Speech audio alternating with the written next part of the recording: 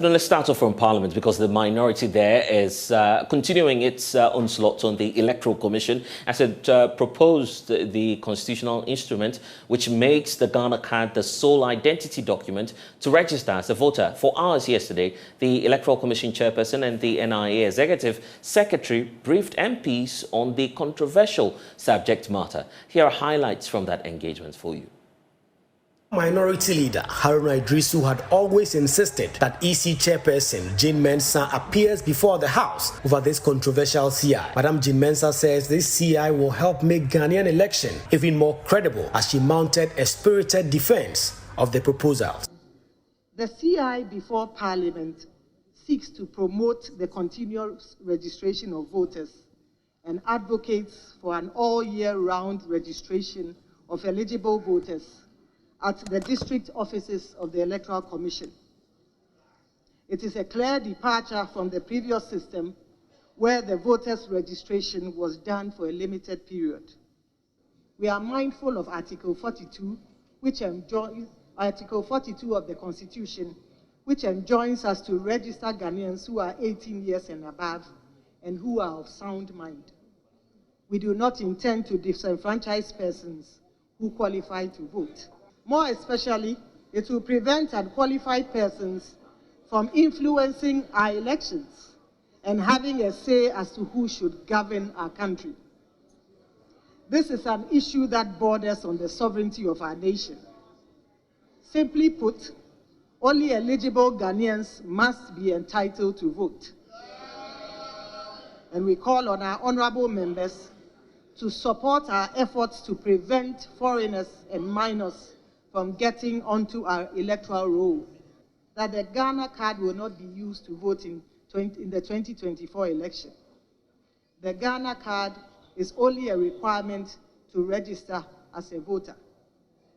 Once you present your Ghana card and successfully register as a voter, you will be issued with a voter's identification card which bears the code of your region, your district, your electoral area, and the name of your polling station.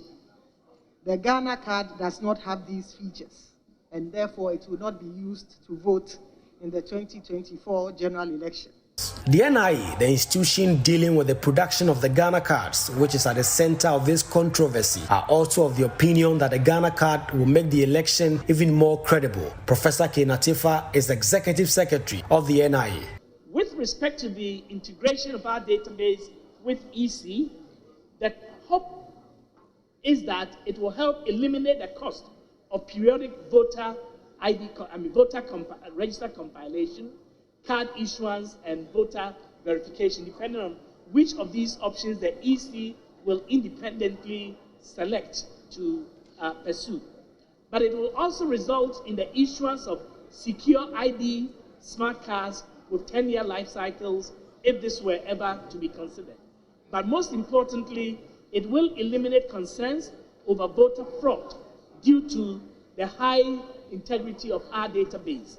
There will be no duplication of voter ID and determination of eligibility based on age, based on citizenship, and also based on the person's identity, that you will be who you say you are. Finance Minister Ken Ofori-Atta has also been assuring Parliament that the NIA will get the requisite financial support to undertake more registrations and to clear its debt with the banks, which has led to the seizure of some 3.5 million cards. To ensure that the 3.5 million cards will be released at the appropriate time for the work to be done, we agreed on 100 million CD transfer, and as he rightly said, 80 million has been put into the accounts of CAL, and 20 million, as he also mentioned, will be done by close of business today. So we are very comfortable about the situation to ensure that the needed cards will be given to the NIA to do its work. MPs on both sides had questions, while some had comments on the presentation. I want to believe that she traveled to Nigeria on a Ghanaian passport and not a Ghanaian national ID card. We need you to establish And Mr. Speaker, we are demanding that this is established. We want technical evidence of data sharing infrastructure between the National Electoral Commission, the National Identification Authority. She says that 10 million people use Ghana card.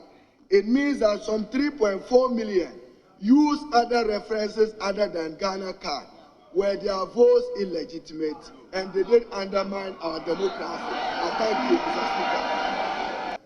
Can you explain to us why the proposed CI is very important and how the CI will expose impersonators and fraudsters who don't have any form of identity? Reporting for Joy News, Kweku Asante, Parliament House, Accra. This meeting. Well, we have a bit of an update on that for you because the NDC do not seem satisfied with the answers provided by the EC boss. Minority Leader Dr. Kesela Tofosin has been addressing the press on issues. Ladies and gentlemen, the National Identification Authority, which is responsible for the issuance of Ghana card, has admitted publicly that there is a backlog of millions of Ghanaians who are yet to be issued with Ghana card. The NIA has admitted that about 3.5 million cards have been locked up in a bonded warehouse due to indebtedness owned by the NIA to its private partner. And the indebtedness is 1.5 billion Ghana cedis, equivalent of $117 million US. Again, speaking on Newsfire on Saturday, 25th of February 2023, the Executive Director of the NIA, Professor Kenneth Ajeman Atefa, said, and I quote, "Since about August of last year, we have experienced financial constraints in the system, and it created a situation where even though we have 3.5 million stock of cards in a bonded warehouse, we are unable to access the cards because of the financial difficulty," unquote. He proceeded by saying that currently about 2.5 million cards are yet to be printed. Ladies and gentlemen, these are the words of the National Identification Authority and not the minority. It is also a fact that the registration process for the Ghana card has been characterized by several difficulties, including logistical constraints. The National Identification Authority has further admitted that the issuance of Ghana card is a continuing process and therefore cannot be completed at any point in time. Therefore, making the Ghana card the sole requirement for voter registration cannot be accepted, as it would deny millions of Ghanaians their right to register and vote. Again, as noted, the national security strategy, one of the main risks, as noted by the national security strategy, that one of the main risks of Ghana's peace and security is mistrust in the electoral processes. The suspicion of collusion by the ruling party and the Electoral Commission to rig the election for the ruling party continues to drive the situation towards dispute and potential violence. The above admonition is coming from the national security in the light of the clear and present danger of the Electoral Commission continues to pose to the peace and stability of Ghana through its actions, such that this proposed CI needs to be stopped. Also, that's the Minority Leader. Let's get a bit more of an update on this. Joining us in studio is Ibrahim Murtala Mohammed, is MP for Tamale Central. He's joining us in studio. Thank you so much, sir, for joining us here on the polls. I'll be asking you about the evidence shortly, where it is and where the minority feels it has sufficient documentation to prove that indeed there are plans in place to allegedly rig the 2024 elections. But yesterday, picking up on the fallouts from the question and answer session that the Electoral Commission did with your committee as a whole, there were some developments which involved yourself as well. You got up in Parliament under the direction of the Speaker. He was asking you to retract, quote, some unprintable words that you used on the Electoral Commissioner. What accounted for I mean, well, your decision to the use? last time I checked, and in fact, after the program, after the sitting yesterday, I tried to go on YouTube to access information of other parliaments. Shameful. It is not an unprintable word, and it is not unparliamentary.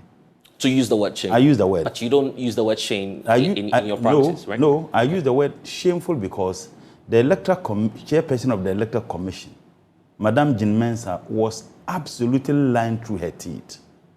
And if you come to this house, a house of people representatives, we represent the entirety of the people of this country, to lie.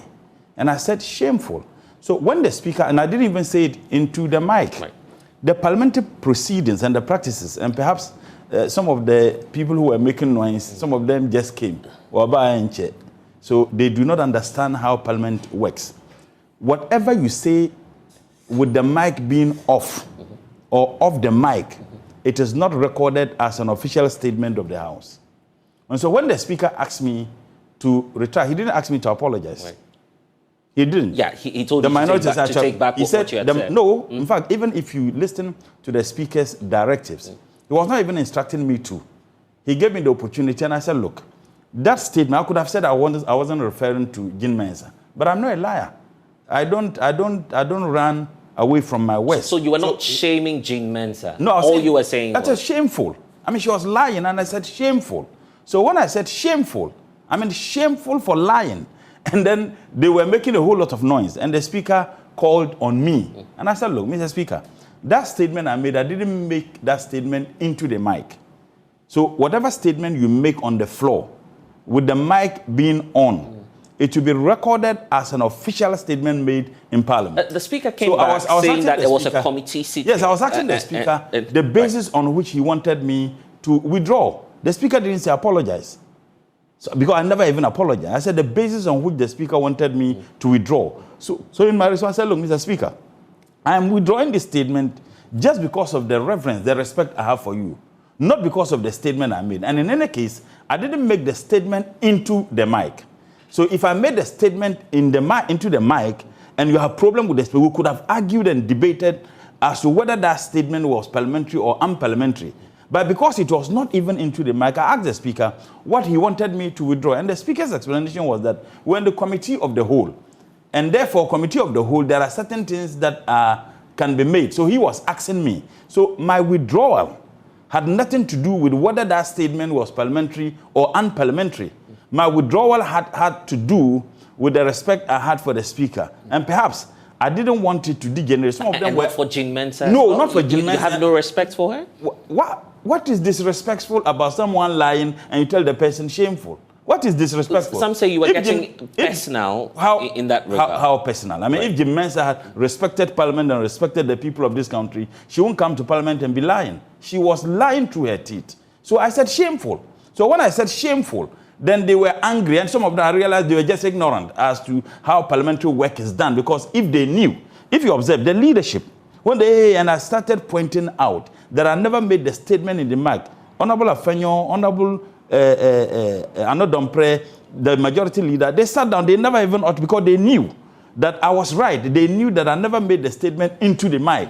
And therefore, they could not. So I never apologized. I only withdrew. And I did so because I wanted us to proceed. And if you observe, my colleagues and some of our leadership were saying that, look, let's proceed, just withdraw. So I withdrew. Do you have regrets for what transpired yesterday? As to what? Using the word shameful? No, absolutely not. If I have the opportunity any day and anybody lies, I'll tell the person it's shameful. Okay, well, why then are you saying Jean Mensah is telling lies? For instance, she points to your own LI, which you passed, LI 2111, and she says as part of the requirements, the Ghana card, for instance, is supposed to be used for a number of transactions, including identification for the registration of a prospective voter. First and foremost, there is absolutely nothing wrong with the Electoral Commission coming to Parliament for for the purposes of amending an existing CI. Okay. There is absolutely nothing wrong with that. And we have never said that the Electoral Commission or the Commissioner doesn't have the right to come seeking Parliament to amend an existing CI.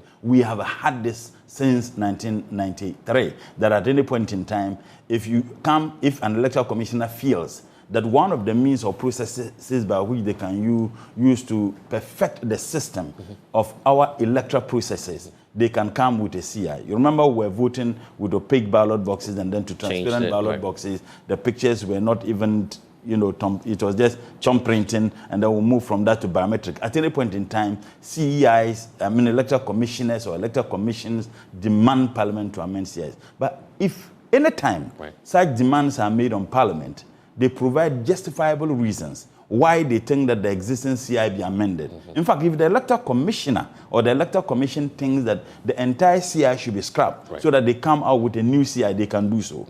The Electoral Commission is not an authority to itself.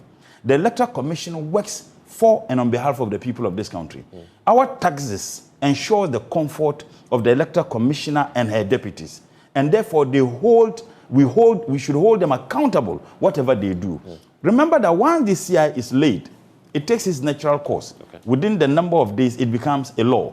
Now, the Electoral Commission came before Parliament. They came to do the pre-laying. And they did that through the Subsidiary and Legislative Committee. I'm not a member of that committee, but I was invited to sit in that committee. Now, when they presented this proposed CI, I remember the questions that were put to them was that if you are seeking Parliament's amendment of the existing CI, then tell us the reasons why you think that the existing CI must be amended. Or the lawyers will say the mischief that you want to kill. Now, it was outrageous, the reasons given by the Electoral Commission. And yesterday, they rehashed same reasons. They said, one, they could not vouch for the credibility of the other documents that are used for the purposes of procuring the Ghana card. Is that news to you? No, I'm coming. Culture says there are three sides of the story. Your side, my side, and the truth. That the credibility, because one, they said the Ghanaian passport, they could not vouch for the credibility of the Ghanaian passport. They could not vouch for the birth certificate. These are the two documents you can use for the purposes of getting the Ghana card. Three, that the Guarantor system, where someone could vouch for you, they think that it is a recipe for having names that are on the voter register that ought not be on the voter register. Now, with all these reasons, we wanted to find out why they are doubting the credibility of the Ghanaian passport and the birth certificate. And her reason was that there are evidences that some foreigners are able to acquire the birth certificate. She points to 40,000. No. She said 40,000 were removed from the electoral roll. The 40,000 was not foreigners. The 40,000 was through the Guarantor system. Now, when they appeared before the committee, they said that they have evidences that some foreigners indeed acquired the Ghana passport or the birth certificate. Now, if you are coming with a CI to be amended, and then you want to provide justification why you are seeking the amendment. And part of the justification is that you have evidences that foreigners have been able to acquire the Ghana passport or the birth certificate. One would expect that as at the time you are presenting the CI, the proposed amendment for the laying, you would have provided these evidences. They never came with a single name. So we demanded that for us to agree with you, that indeed there are evidences that foreigners have acquired the Ghanaian passport or the birth certificate. Present us with those evidences. Okay, so this was before yesterday. Now, for months, they finally came with 8 names. 8 out of 32 million Ghanaians. Let's even say 8 out of even 7. You mean the Electoral Commission came with 8 names. Gave you only 8 names. And this is unofficial. Unofficial, yes. They present 8 names initially. That these are the people. And we said, 8 names out of... And remember when they came to meet us, they didn't come with any name. When we demanded that they provide us with evidence, they provided evidence that suggested that only 8 names. Now, we asked, out of 32 million Ghanaians, over 32 million Ghanaians, then you can establish that only 8 people that are able to acquire the Ghanaian passport or the birth certificate illegally, foreigners. Now, the argument we made was that There are evidences of foreigners who indeed have been prosecuted by the Ghana police through the NIE of possessing the Ghana card. If the logic is that because you have evidence that foreigners have acquired the Ghanaian passport and the Ghanaian birth certificate, we also have evidences that foreigners have been prosecuted for acquiring the Ghana card. And mind you, the 8 people that they presented, they haven't even provided evidences of they being prosecuted. Okay, but we've heard from Jean Mensah say one foreign name or a minor on the electoral roll is just too many for us to have on the electoral roll. Foreign name. How about one foreign name of the acquisition of the Ghana card? I mean, that logic, if this logic is not wobbling, to be very honest, my 3-year-old daughter will not buy this logic. Because if the argument is that we cannot vouch for the usage of the Ghanaian passport and the Ghanaian birth certificate for the purposes of acquiring the national identification card, because there are 8 people that you have identified. Yeah, but once you have 8, you may have more. I'm saying the probability remains that you may have more. And I can tell you the evidences of non-Ghanaians, even reported by your station, where the police arrested them and the NIA is prosecuting them, are more than 8. So how about the 40,000 she was referring to? The 40,000, he said that the names that were expunged as a result of the Guarantor system. Guarantor system doesn't necessarily mean that those people were foreigners. But the evidence of foreigners who acquired the Ghanaian passport and the birth certificate she presented were just 8. So you can have a Ghanaian who, because the Guarantor system says that you cannot do more than 5.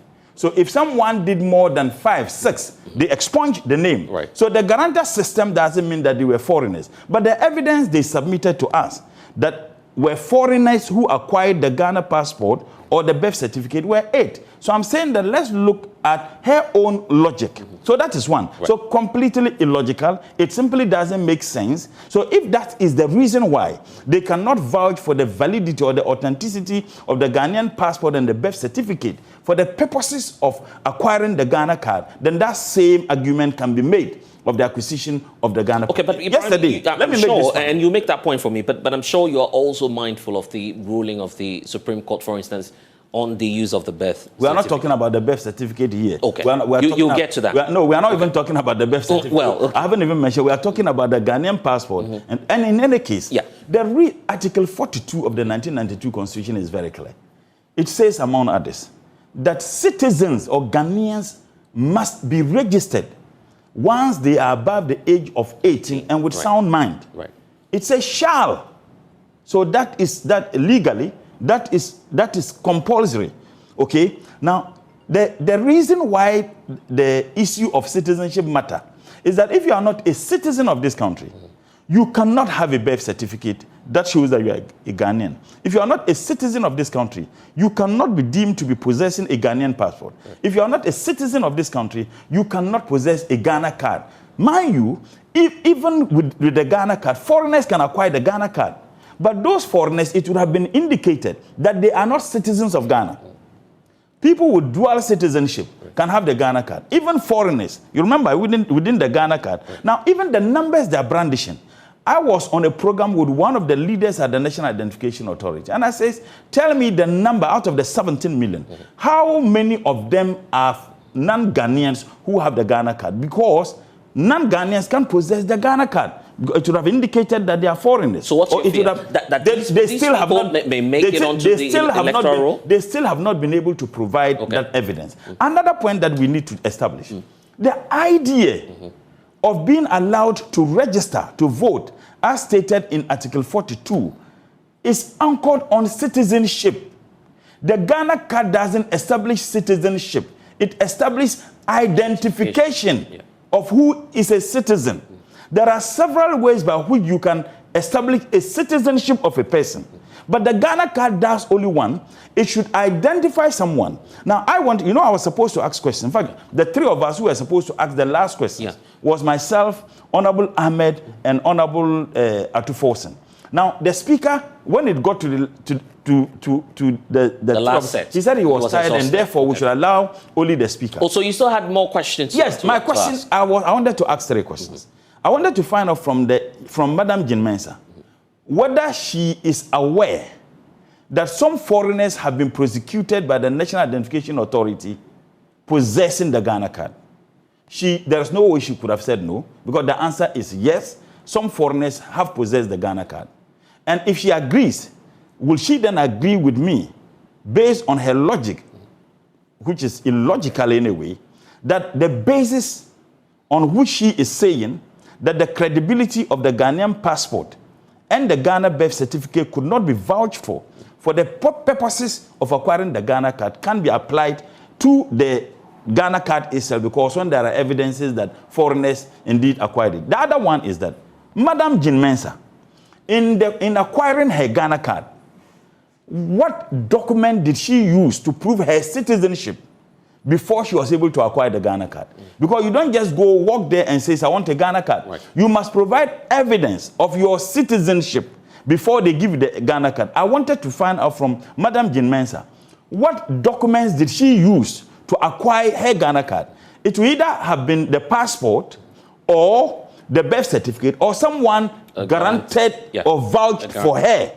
So these are three reasons. Now, if she was able to provide the answer, and certainly it would have been one of these three, now wouldn't it have been absolutely immoral that she's seeking to disenfranchise some Ghanaians to use the same process that she used to acquire the Ghana card from also, using any other document to establish the citizenship before? Well, that brings me to just on that. That brings me to the earlier question I was asking, that many believe you created that grounds for her by passing the LI regarding the creation of the Ghana card. She even mentioned that on the floor of the House yesterday by saying, well, you passed the LI 2111. It gave the leeway that the Ghana card could be used for some of these processes, including the identification for first and foremost, I was in Parliament. But you see, that argument is completely whack. And the reason is simple. Even in passing the LI, they indicated that for you to acquire the Ghana card, the guarantor system could be used to acquire the Ghana card. That is one. Vouching for somebody could be used to acquire the Ghana card. The Ghanaian passport could be used to acquire the Ghana card. The birth certificate could be used to acquire the Ghana card. The only way which is determined by law is that you could not use the voter's ID to acquire the Ghana card. What Jean Mensah and the Electoral Commission is seeking to do is to remove all the other documents which you can use to acquire the Ghana card. Is to remove everything now, so that before you acquire, you are able to register, you should have only the Ghana card. Could you imagine that you have your child, you have the Ghana card, your child who grows up and doesn't have the Ghana card, and such a child is above 18 years, such a person cannot register to vote in this country because not through any fault of his or hers, but through the gross incompetence of Jean Mensah and the other two incompetent deputy electoral commissioners, that such a person should be denied her constitutional right, as stated in Article 42 of the 1992 Constitution, to participate in determining who rules over such a person. It simply doesn't make sense. Now, if you look at Article 45, Article 45 mandates the Electoral Commissioner to do what? To expand the voter register. To expand. But what the Electoral Commissioner and the Commission is seeking to do is to restrict people's right to have their names captured in the voter register. That is simply as that. So we are saying that if our colleagues from the MPP are principled, they will fight against this. And that is why we will do everything humanly possible to prevent what they attempt to do. Okay, Mochala, you're a member of Parliament. Certainly you are concerned about the integrity and credibility of our electoral roll, correct? Yes. Now, if that's the case, looking at the security features we have, say, on the Ghana card, as compared to the other forms of identification. What are the security features? Well, I'm just asking, based on what Professor Kenatefo has told us, that they have the Irish, they have some advanced technology. Professor Tefwa, looking at these features. I'm saying that you want us to talk about credibility. Looking at these features. Kennedy Agyapong accused him. Kennedy Agyapong accused him on TV that he took bribe to award the contract. Kennedy Agyapong. Your station carried it. So who is talking about credibility here? Yeah, but I'm saying that if you want to talk about credibility, yes, but I'm asking then about even the one heading that institution, how credible is he? Kennedy Agyapong, a leading member of the NPP. In fact, one of the leaders of the NPP and a member of parliament. He didn't see the need to even go to court. Okay, Ibrahim, That is his credibility. but I'm asking about the card, the piece of document that's under contention now. Are you suggesting that the Ghana card is more credible? I'm just asking you as a member of parliament. I'm looking at the security features. No, if you want to talk about security, don't you feel that that's far advanced than the other forms of identity? The passport has more security features than the Ghana card. That's a fact. The Ghanaian birth certificate has more security features than the Ghana card. Really? Tell me, can you travel with the Ghana card? Jean Manser just returned from Nigeria. Honorable Harun Edriso asked her whether she traveled with the Ghana card, even to identify you as a citizen of Ghana, and for you to possess an identity that can say, oh, this is a Ghanaian. It's not even the Ghana card. It is your passport. It is your passport. Now, the argument is that you can vouch for the credibility of the Ghanaian passport and the Ghanaian birth certificate because there are foreigners who have been able to acquire that. There are ample evidence or evidences, in fact, some of whom have been prosecuted, okay, in court, perhaps convictions even been gotten. Foreigners who are possessing the Ghanaian card. And now, even the Ghana card, there is in the Ghanaian card, a foreigner can possess the Ghanaian card. Is that not the case? Oh, that's true. People with dual citizenship can have that. They still haven't told us, out of the so-called 17 million, how many of them are holding dual citizenship?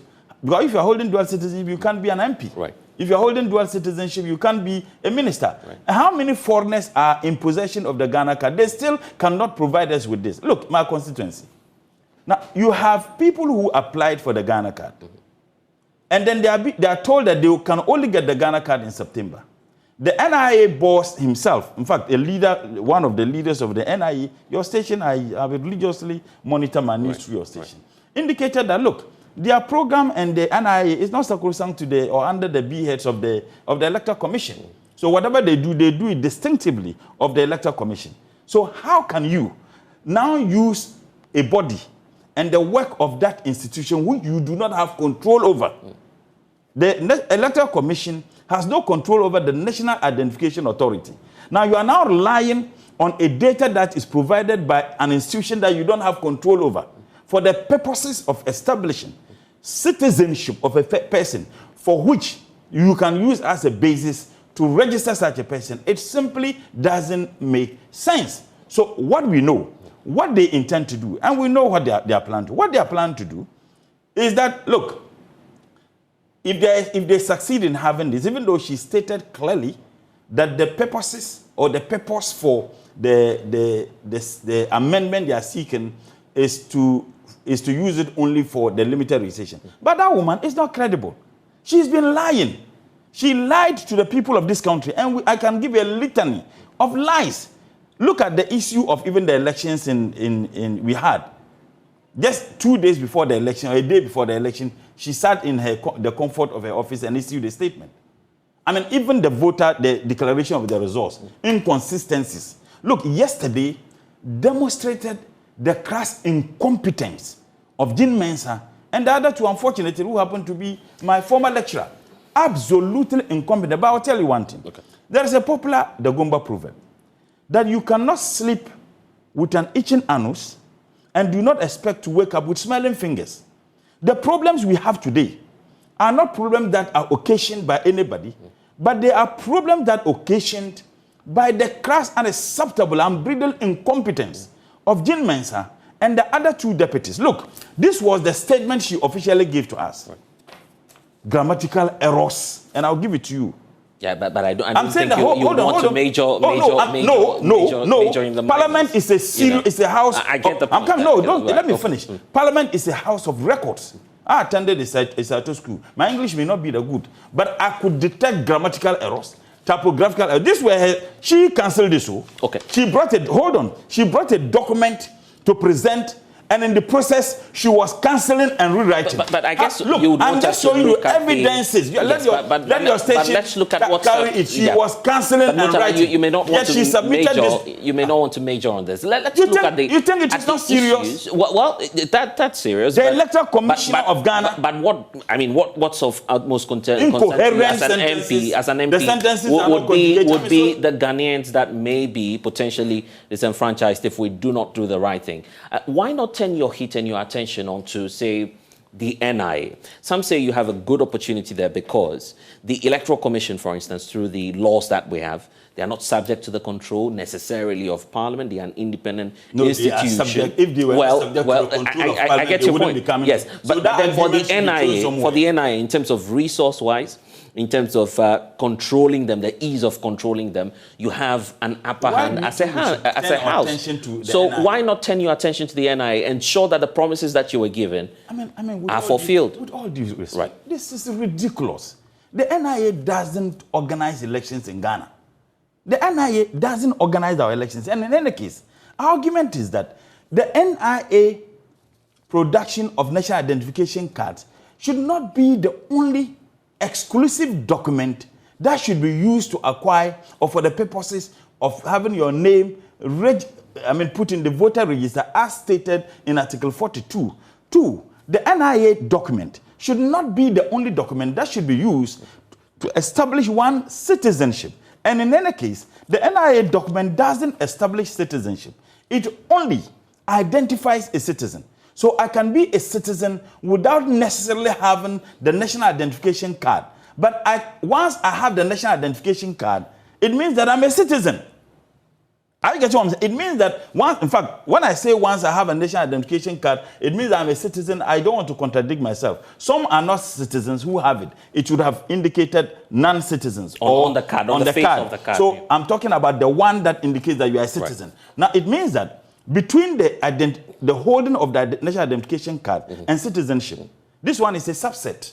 The identification card is the subset. Yeah, but it's not as though it's irrelevant. So it's not as though it's irrelevant. You agree? We have never said so. So why? But we have never said that it's irrelevant. What we are only seeking to do, we are saying that it must not be the sole document. Do you have doubts about what Professor Kenatefa, for instance, told you? He was there meeting your committee as a whole. He assured you that the finance minister has indeed released the funding and that they'll be able to meet the target by printing all the cards and clearing the backlog they have. Something strange happened in Parliament.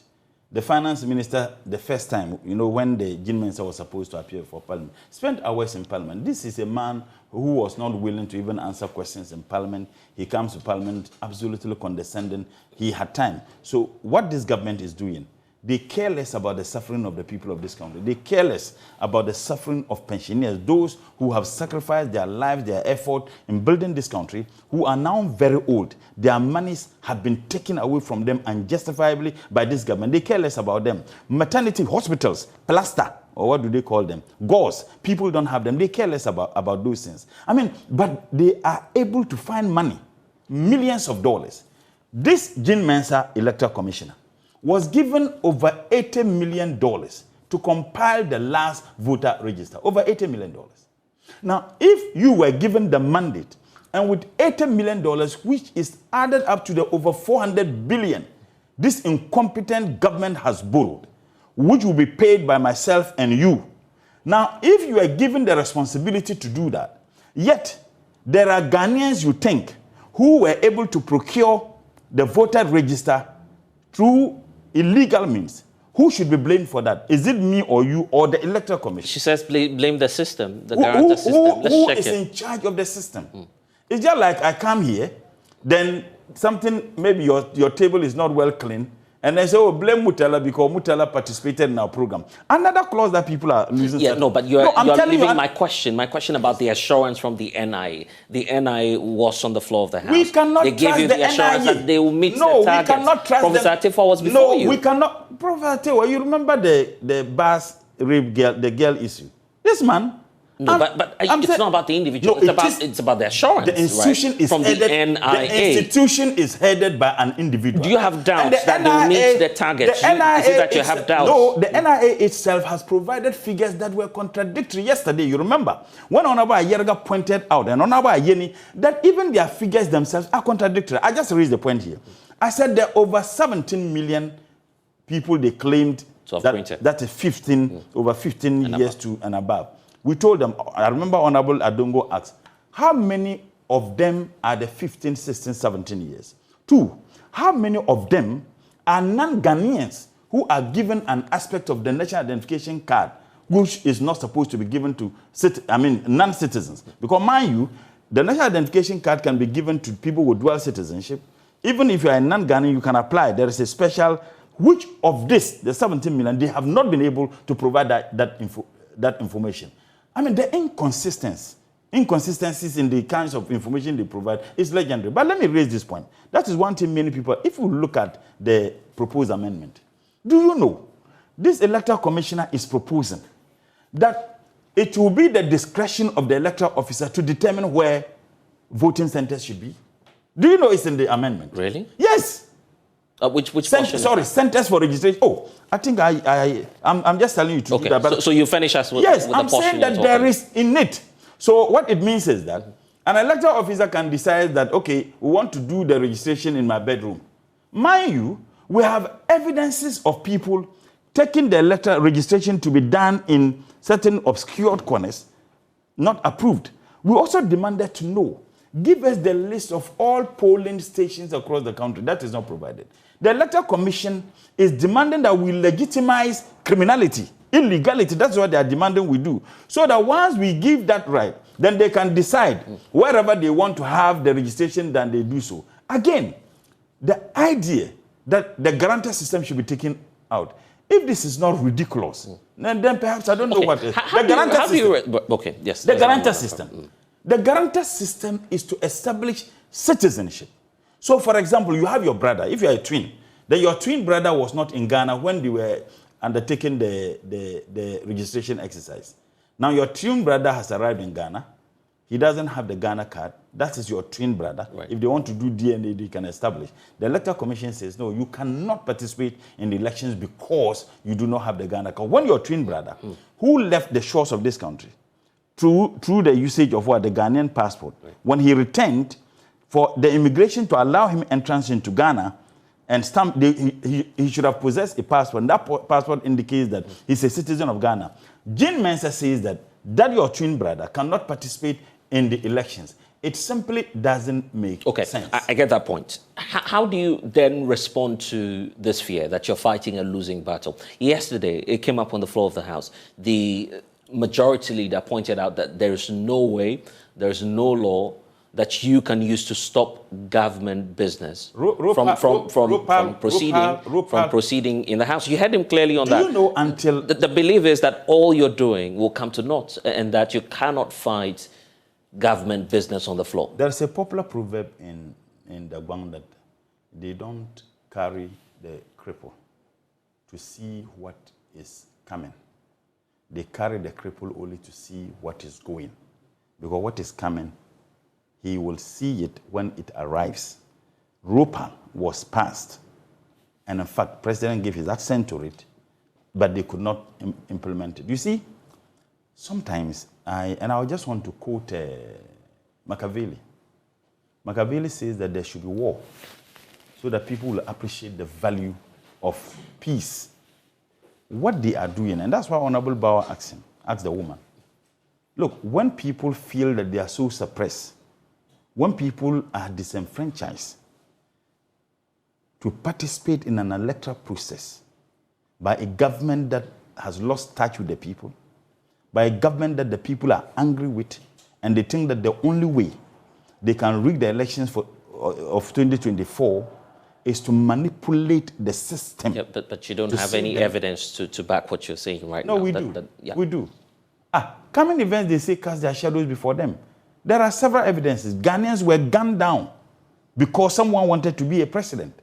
And yet he has never made a single statement of condemnation in the lives of the people who were gunned down. But my question is about what the majority leader said. The fact that what you're doing is to stifle government business from proceeding on the floor of the House. He says you don't have any constitutional power to stop that. Well, we will see whether we have the constitutional powers or not. We've just started. But one thing we can tell you, we will do everything humanly possible to ensure that the people of this country are not unjustifiably disenfranchised. And to be very honest with you, and that is why we told Jean Mensa that if there is chaos and anarchy as a result of either her incompetence or because she's an MPP activist, which she's not. Oh, she is. Yeah, but she's not a member of the party. I so. said on your program, no, I said on Good Morning Ghana, that Jean Mensa was a family relation to the First Lady. Kweku Baku sat on Good Morning Ghana and said, please. I mean, on record, she's not a card-bearing member of the NPP. I said she was a family member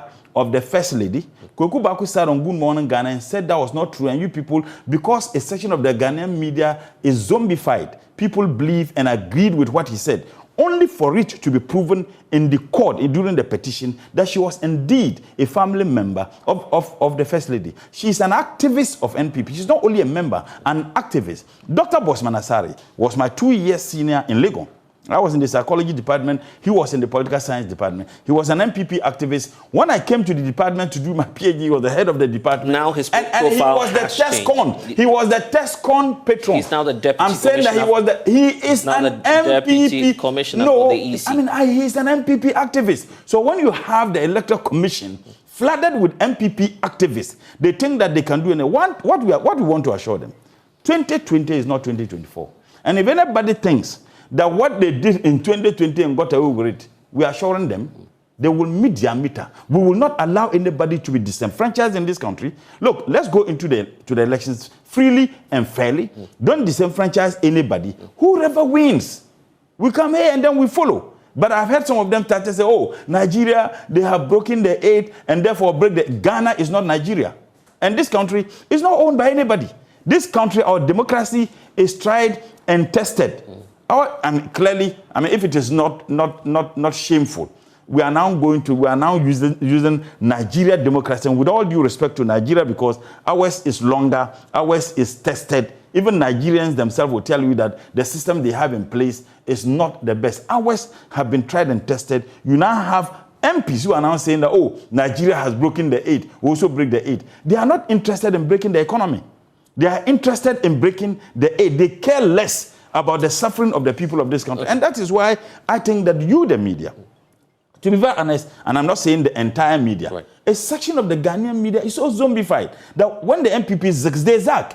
Look, whatever MPP does, I don't know whether there are material or monetary inducement, who knows? Whatever MPP does, even in the hearts of their hearts, they know that this thing is wrong. They won't talk about it. The democracy, I don't possess any visa anywhere. Right. And I don't possess any passport anywhere. The only passport I have is Ghana. Those of them who have 10 years British and UK visas in them, they think that they can plunge this nation into chaos and anarchy. We are assuring them when they do so, they will be the first people to be consumed.